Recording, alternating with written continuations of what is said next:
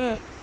அனைவருக்கும் வணக்கம். என் பெயர் ஐஸ்வர்யா மோகன். நான் வந்து புதுக்கோட்டை மாவட்டத்தில் இருந்து வந்து ஐடிசியில் வந்து செகண்ட் கோர்ஸ் வந்து முடிச்சிருக்கேன். எப்பொழுதும் சிறந்த மாணவனாக இருக்கும் பழக்கம். இது ஸ்டார்ட் பண்ணுறப்போ வந்து எப்படி சொன்னால் ஸ்கூலில் படிக்கிற மாதிரி தான் இருந்துச்சு. மொத்தம் 5 கோர்ஸ் இதில். சிறந்த மாணவனாகவும் இருக்கும் பழக்கம் அப்படிங்கிறப்போ வந்து ஸ்கூலோட ஒன்று பெட்டராகவே வந்து சொன்னாங்க அப்படின்னு கண்டிப்பாக நான் சொல்வேன். ஒழுக்கத்தின் அவசியம், பேச்சின் சிறக்க, கல்வியின் அவசியம்.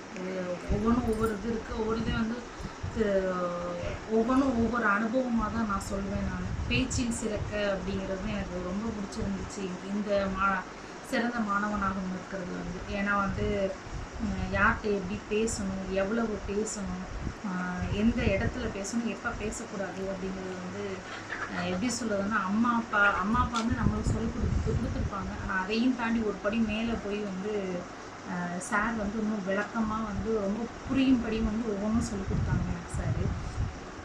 இந்த இந்த பயிற்சியின் சிறப்பம்சம் என்ன அப்படின்னு கேட்டிங்கன்னா, நீங்கள் வந்து படிக்கிற மாதிரியே இருக்காது. ஸ்டார்டிங் எனக்கு ஃபஸ்ட் கோர்ஸ் நான் முடிக்கும் போது வந்து சார் வந்து எனக்கு சொன்னாங்க, நீங்கள் வந்து படிக்கிற மாதிரியே இருக்காது, நீங்கள் வந்து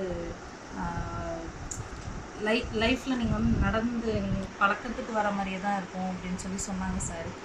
வந்து அப்படியே தான் இருந்துச்சு. இந்த கோர்ஸ் எனக்கு படிக்கிறப்போ ரொம்ப கம்ஃபர்ட்டாக இருந்துச்சுன்னே சொல்லலாம். ஆனால் நான் தான் நிறைய சொதப்பினேன் கிளாஸில். அதனால் வந்து ஒவ்வொரு தடவையும் வந்து சார் சொல்லிக் கொடுக்குறது கொஞ்சம் கூட முகம் சுழிக்காமல் எத்தனை தடவை அந்த டவுட்டு நம்ம கேட்டாலும் வந்து ஒவ்வொன்றும் சொல்லிக் கொடுக்குறப்போ வந்து எப்படி சொல்கிறதுனா வந்து டீச்சர்ஸ்க்கு வந்து ஸ்டூடெண்ட்ஸ் வந்து சொல்லிக் கொடுக்குற மாதிரியே தான் இருந்துச்சு எனக்கு. அவ்வளோ கம்ஃபர்ட்டாக இருந்துச்சு எனக்கு.